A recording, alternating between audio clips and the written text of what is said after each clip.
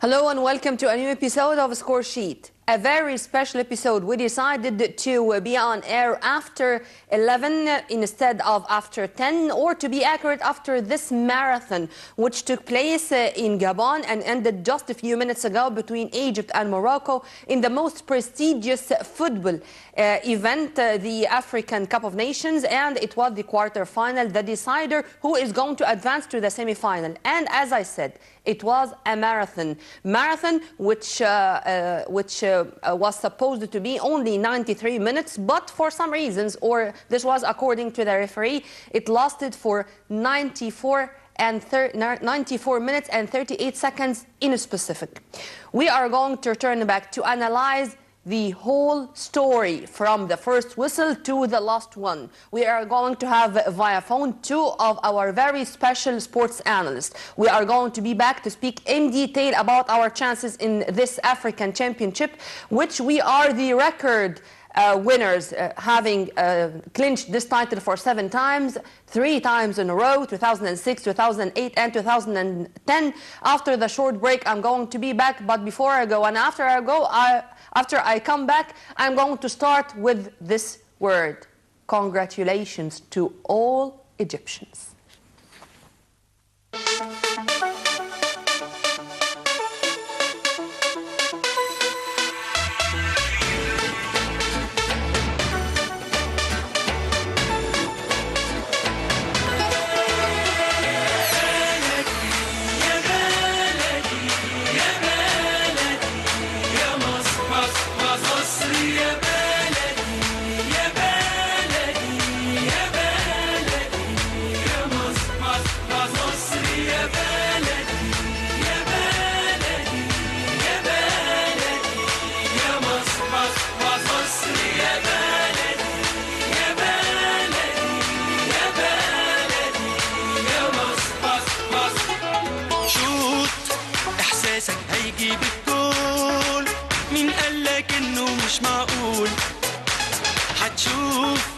هنخلي الدنيا تشوف شعب الخوف وبالشلوت. شوف احساسك هيجيب الجول، مين قالك انه مش معقول؟ هتشوف هنخلي الدنيا تشوف شعب الخوف وبالشلوت.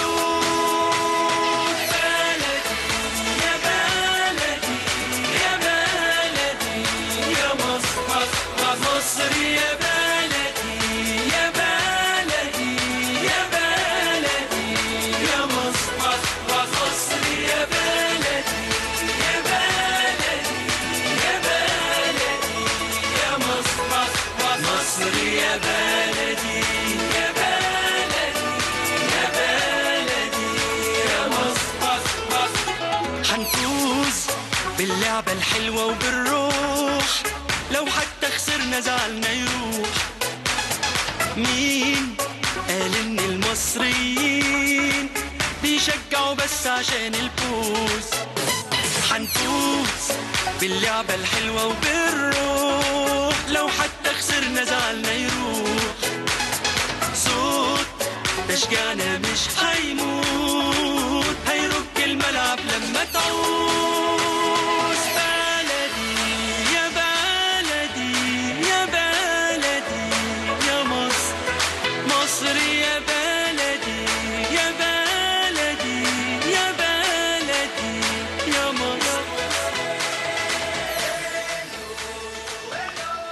Welcome back.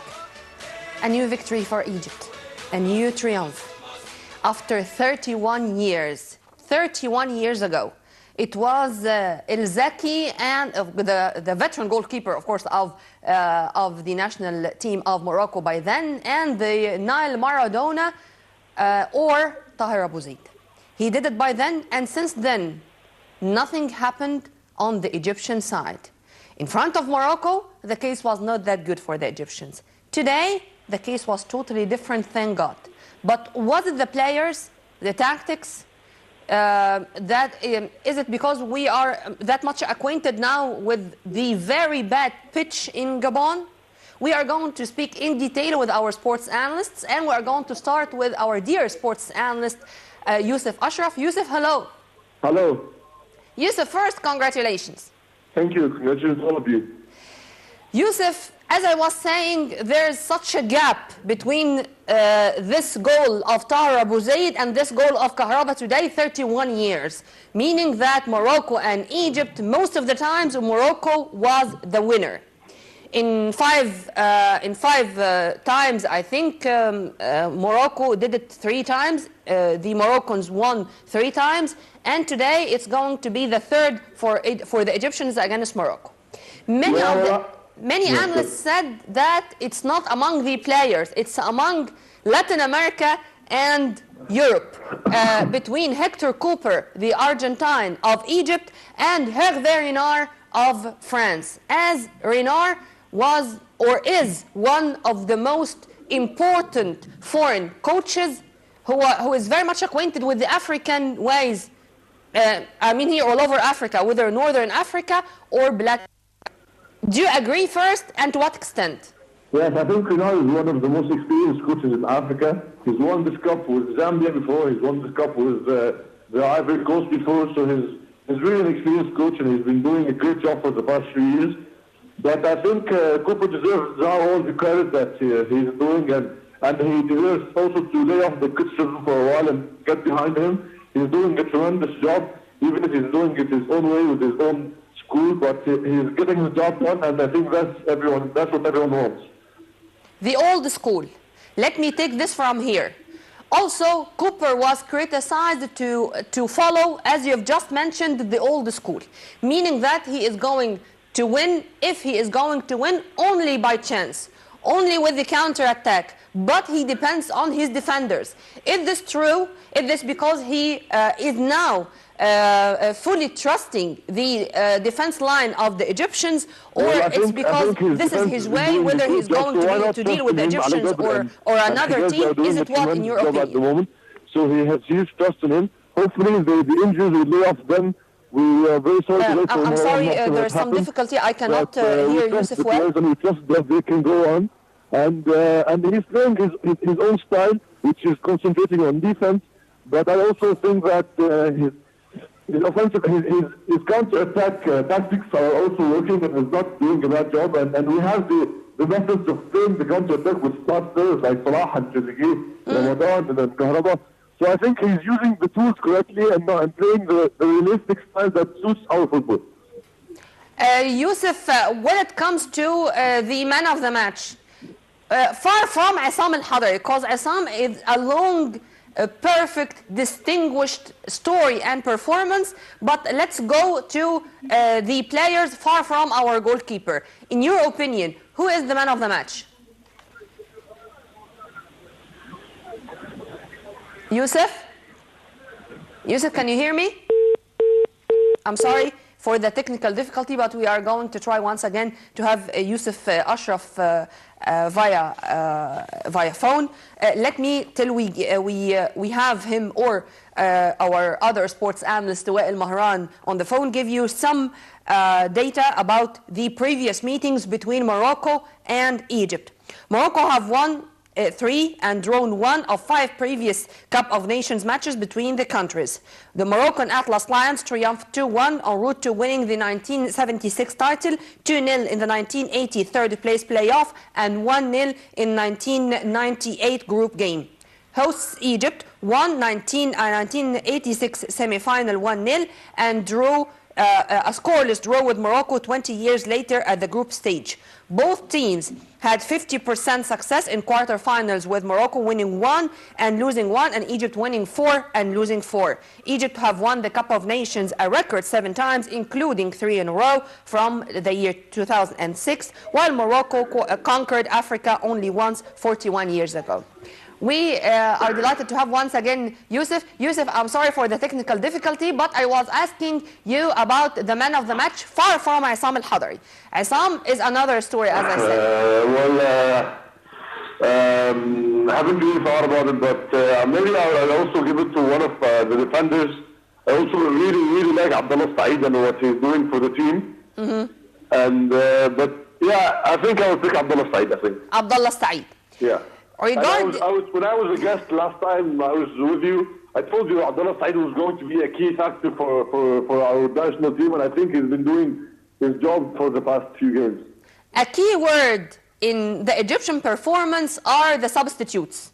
Yes. When the changes is made in a perfect way, in the perfect position, the case is totally different, and even the image of the team itself is different on the ground.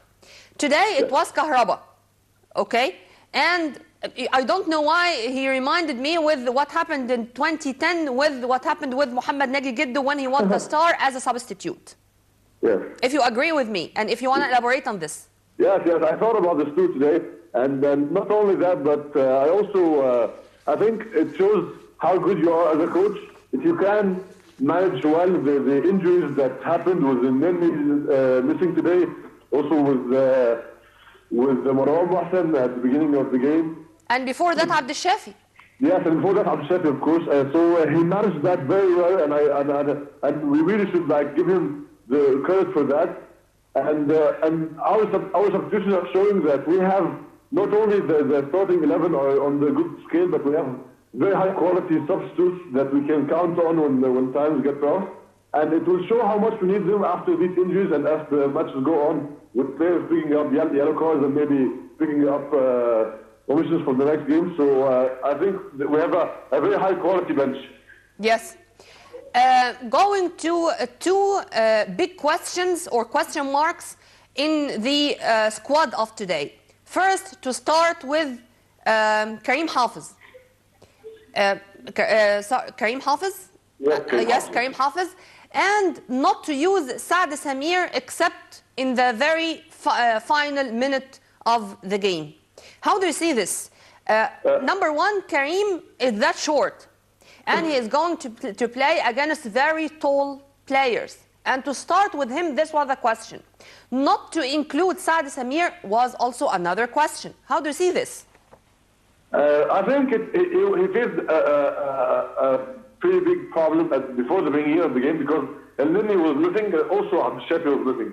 So it was a big question on how to do that. Last game he substituted Abdel Shafi with Ahmed Fathi on the left back, but today he needed Ahmed Fathi in the midfield, so he gave the trust to Karim Hafiz, who was a little inexperienced, but he showed that he's going to be good for the future. Yeah. He plays in Europe. I think he had the vision that since Karim is playing in Europe and most of the Moroccan players are also playing in Europe, that he would be able to handle the game, and he did not do a bad job. I think he did a fine job until he was substituted.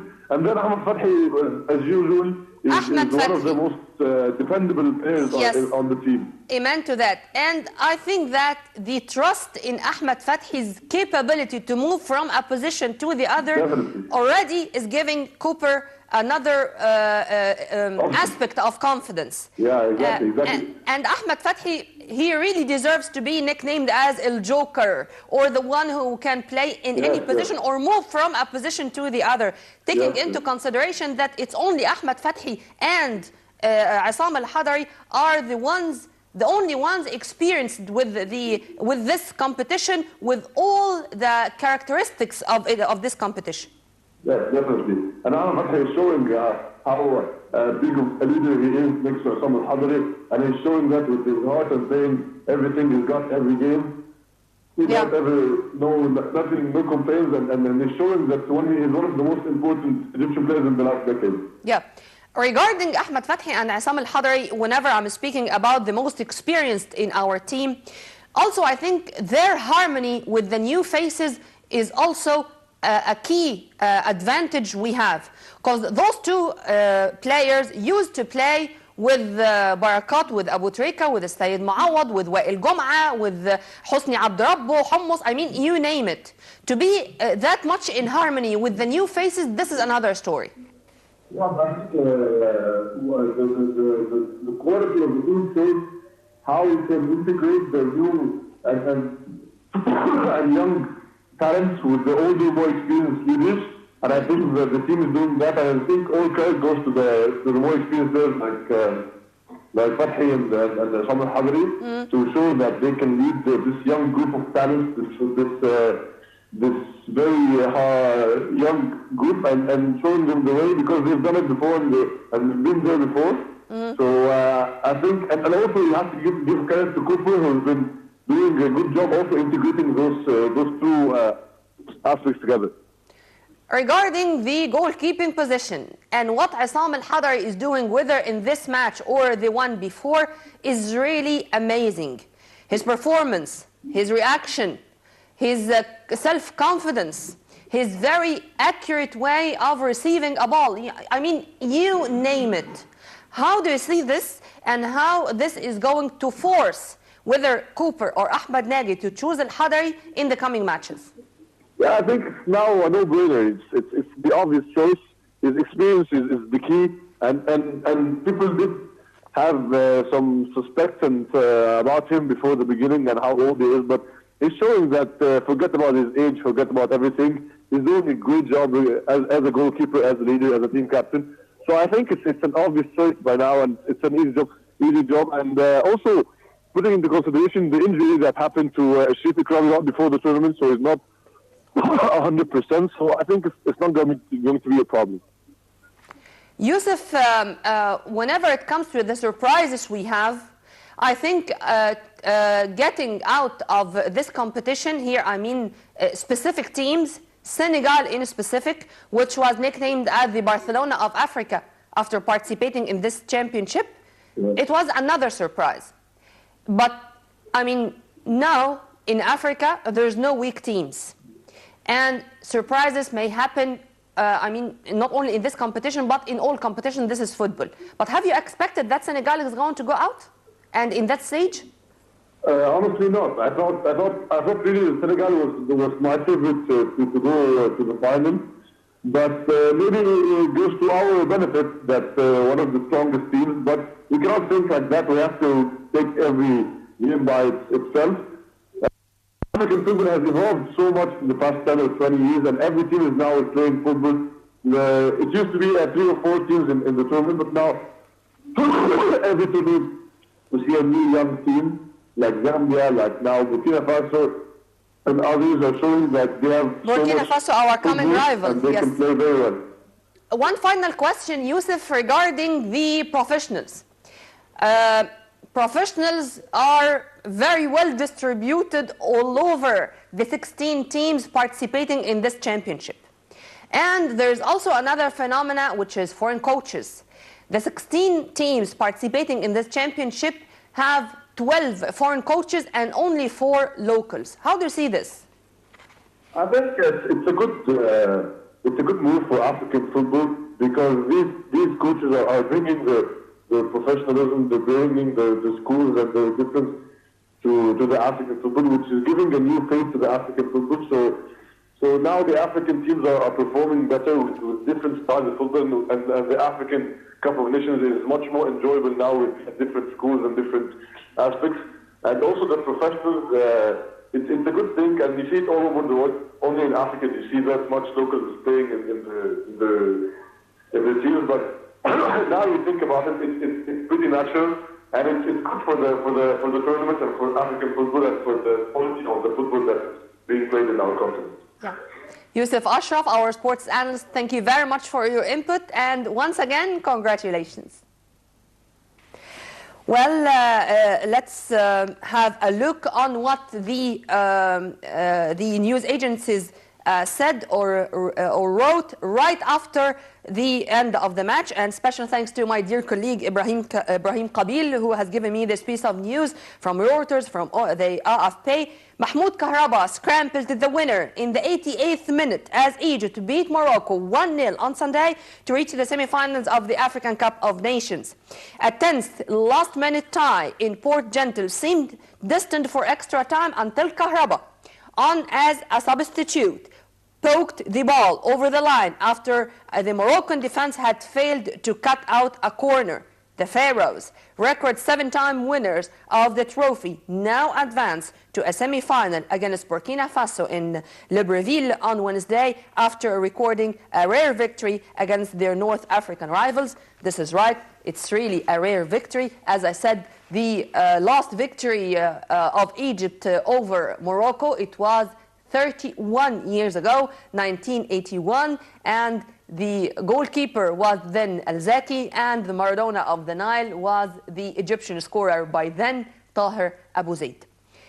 Burkina Faso, it's going to be the coming Wednesday, 9 p.m. Cairo local time, and we wish our national team the best of luck. As I said, one of the surprises was Senegal and Tunisia to go out of this competition, and before them, Algeria enjoying, for example, Riyad Mahrez, the best player in Africa, the 22-year-old who is a star of Leicester City. We do have a lot of surprises, but what is going to happen? It's going to be a more severe competition, not only among the players, but it's going to be more fierce among the coaches themselves. As I said, they are mostly foreign coaches. 12 out of 16 coaches are foreigners. Who is going to be more experienced in the African football, whether of the north of Africa, as Hervé Renard did today, or in Black Africa?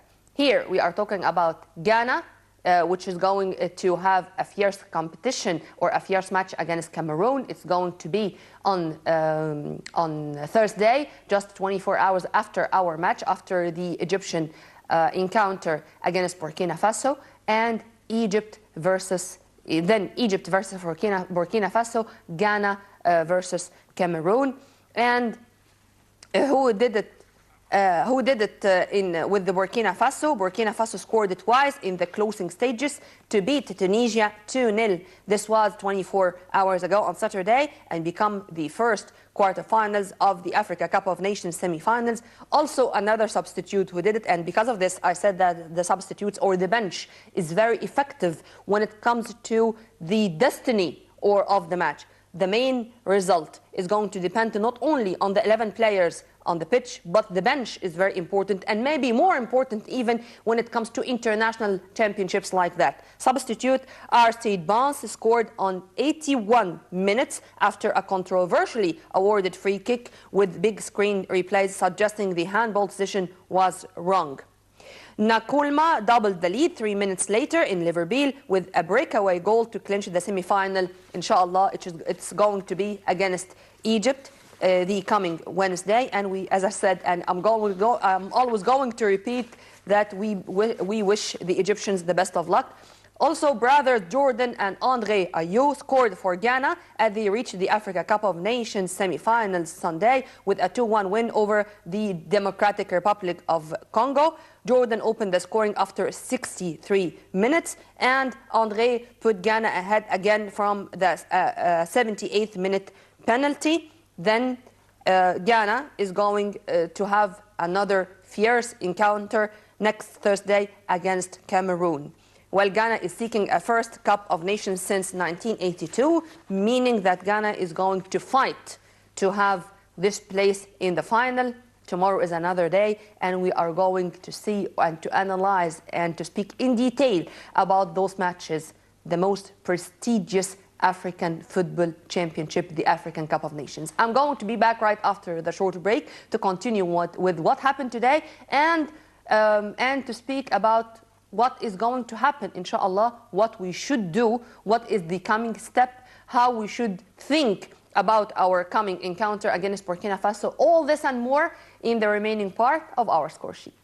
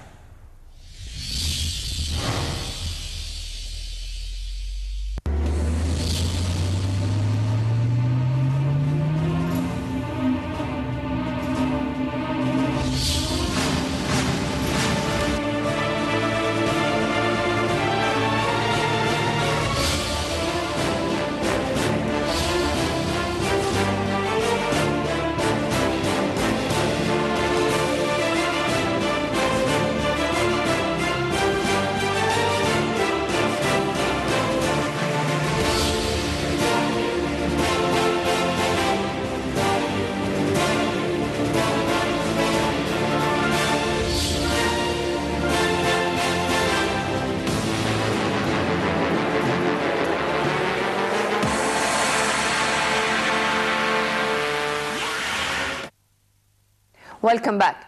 We are still with the African Cup of Nations, Gabon 2017. Today, there was something for me. Till the moment, I cannot understand what happened by the last 2 minutes in the encounter itself.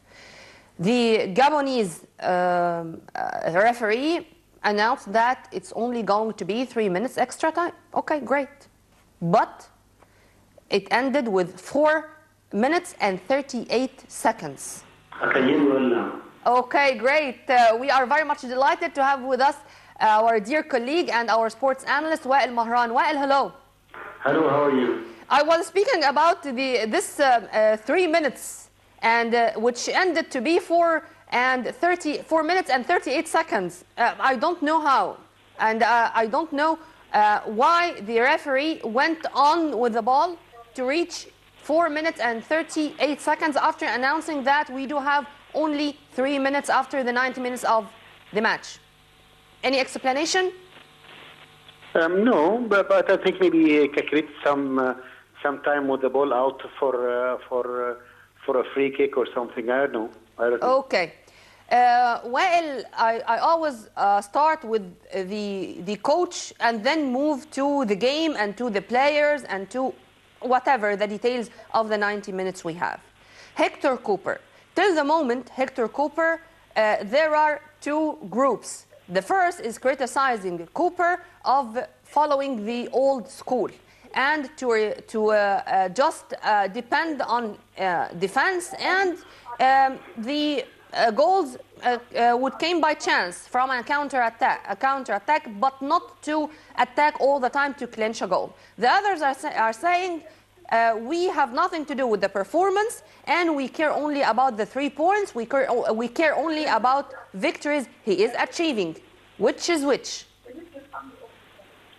Well, actually, I think Cooper belongs to the realistic school, the school of results, not of performance. Yeah. And I think that this is exactly what our Egyptian football needed these days, because we're not the same football that we had like 5 or 6 years ago when the Ahli and Zamalek were dominating the African Championship for clubs, and when the national team had giant football stars like Barakat, like Mithat, like Abu Trika, like Ahmed Hassan, like Wael Jum'a. It was an all-star team, and we had like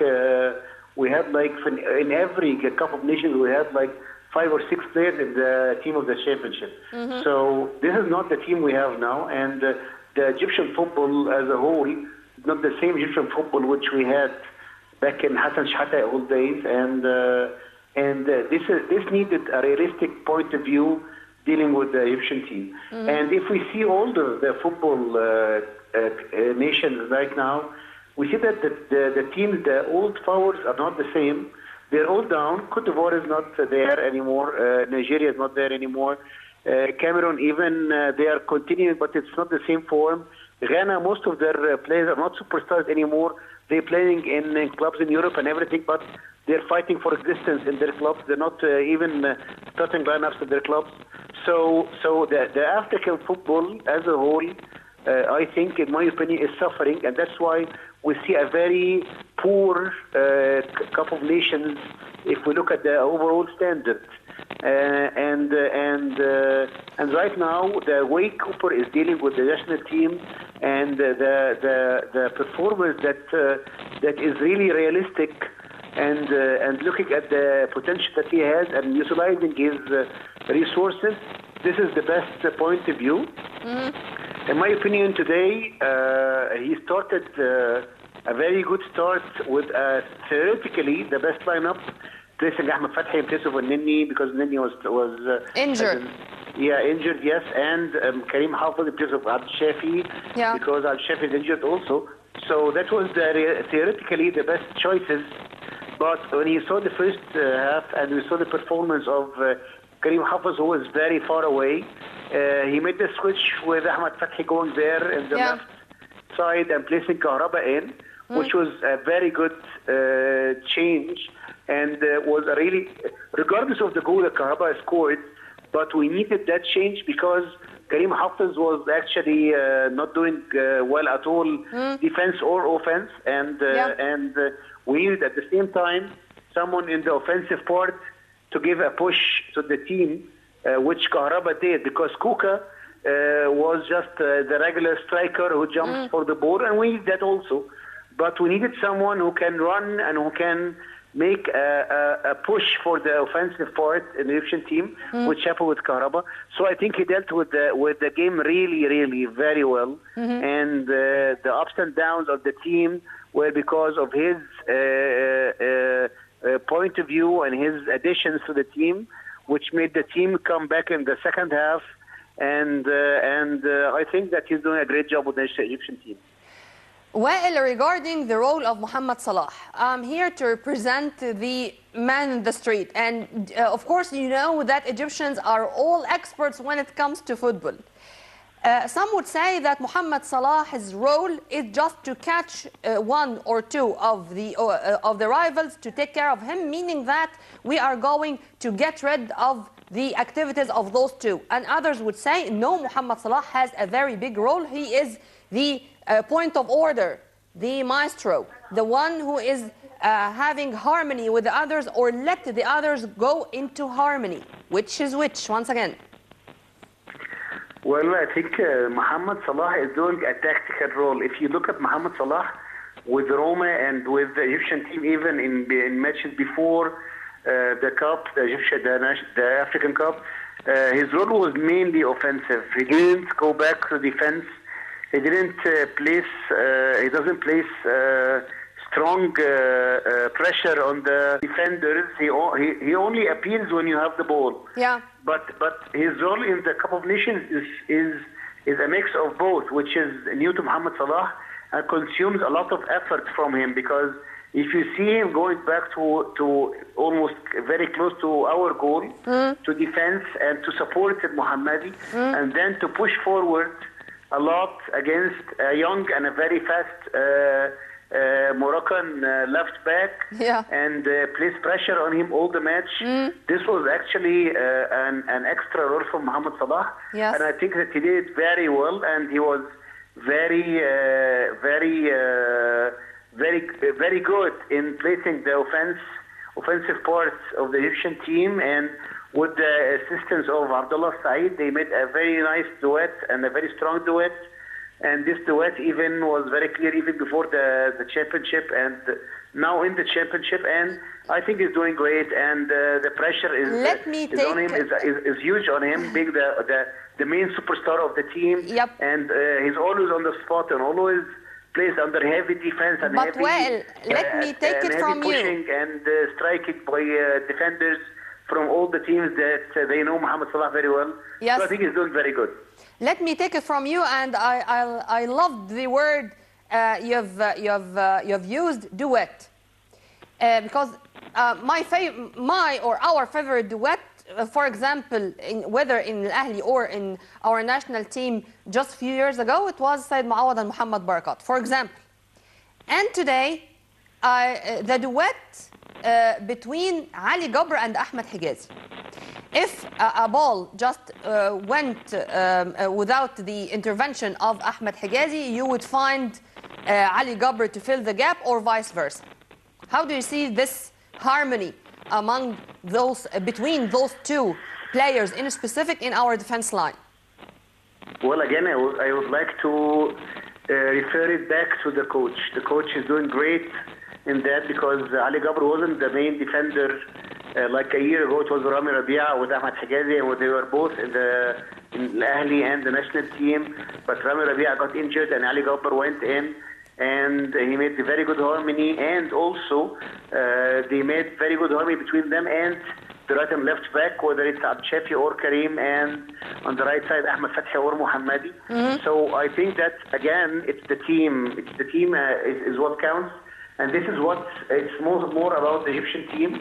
It's always the team, not individual players, and the harmony of the team. And this goes again to the coach, who did a very good job on that. We were very weak on the defensive part, after the generation of Wael Goma and the giant defenders we had before, we were suffering in the national team of defenders, but now we have a solid defense and we have very good people who are playing together with harmony, which is important by the coach and the intervention of the coach. So again, Cooper is doing a good job, and the assisting team, all of them are doing very good, and we hope that we go on get as far as we can, inshallah. Inshallah. Burkina Faso, and the coming match, it's going to be on Wednesday at 9 p.m. Cairo local time. First, regarding the goalkeeping position, do we have options, or the form of Isam al-Hadari ended the comparisons, ended the controversial disputes among who should be there, and it's going to be Isam al-Hadari, and what we should take into consideration before going in front of the Burkinis next Wednesday? Well, regarding the goalkeeping keeper position, you don't change a goalkeeper after you start with him and he's doing good. You never change that. Yeah. It never happens in Egypt or in any other team, and whether it's al-Hadari or Sharif Ikrami.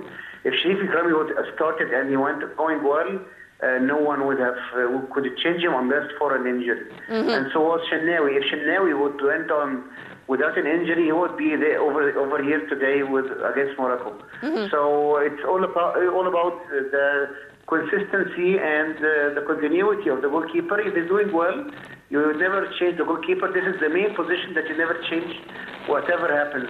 Against Burkina Faso, I think the match, of course, Burkina is a good team, and they've been good for the past 4 or 5 years, and they went as far as the finals like a couple of competitions ago, and they passed on against Tunis and against a very important and strong group at the beginning. So they're not a weak team, but dealing with them will be, of course, a lot better than dealing with Morocco, and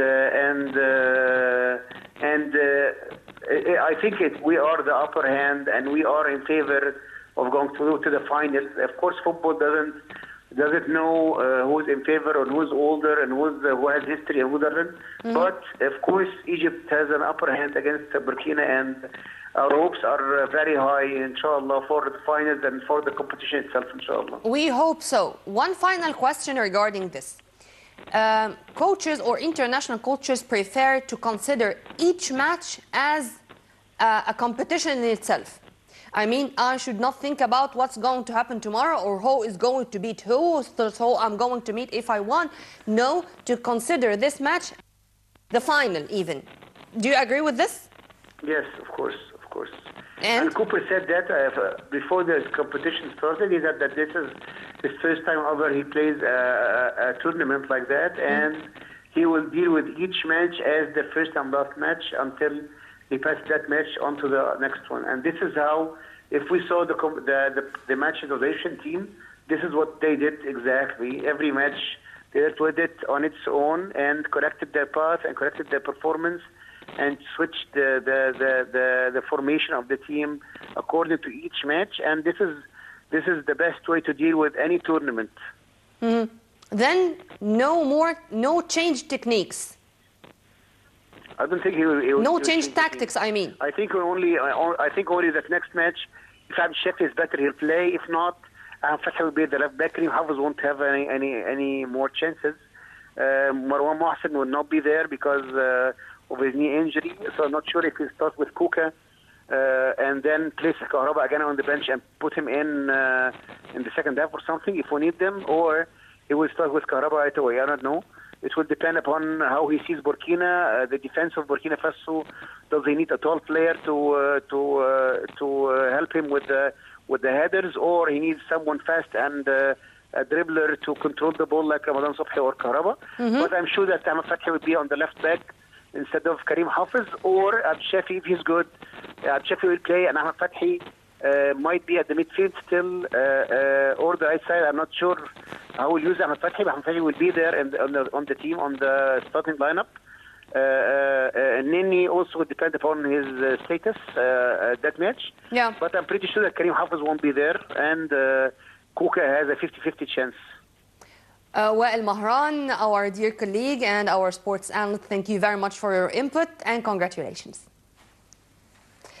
Well, only lucky coaches are those who have a good bench. Substitutes are all the time giving the coach and the players such confidence and trust that I do have many options for one position. And I do have a joker like the one we have, Ahmed Fathi, to move from a position to the other and to play with the same distinguished performance. There is something before we end this. We have started this championship with an Egyptian face rather than the players even. Jihad Gracia was our referee, and he was the one who was responsible for the first or the inaugurating match of this competition. And tell you something else, that the competition to have the best referee in Africa was between Bakari Gassama of Gabon and Jihad Gracia of Egypt. Bakari Gassama clinched this title, but it's enough for us to have this honor, to have this competition for the best African referee, and to have an Egyptian name in this competition. As we said, tomorrow is another day. We are going to face Burkina Faso. This is going to be another competition in itself. And as our dear colleague Wael said, this is how the professionals should behave, to consider every and each match as a competition in itself. We should not think who is going to win, whether Ghana or Cameroon in the other match, which is going to be held 24 hours later. No, we should just step forward to cross this obstacle, the Burkinis, and then to think about who is going to meet us. Tomorrow is another day, but remember those names. This team can do a lot, despite the fact that the average of their ages is relatively that young. And many of them, not many of them, 90% of them, for the very first time in this African competition. Tomorrow is another day. And congratulations to all Egyptians, and to Hector Cooper and his men, to Hector Cooper and our players in Gabon. I know that we are all celebrating right now as Egyptians, and in Gabon also our delegation there is celebrating. We hope that we are going to continue on the same track and to clinch the title, inshallah, for the 8th time. Well, by this we come to the end of this very special episode of Score Sheet. On behalf of Dr. Muhammad Rabia, Amr Fathallah, the staff of our Studio 35, and I thank them very much for staying that late for us. Myself, Nermeen Abdurrahman, many thanks for watching. See you, inshallah, the coming Sunday, and I hope that I'm going to come with more good news for our national team, always and forever. Assalamu alaikum.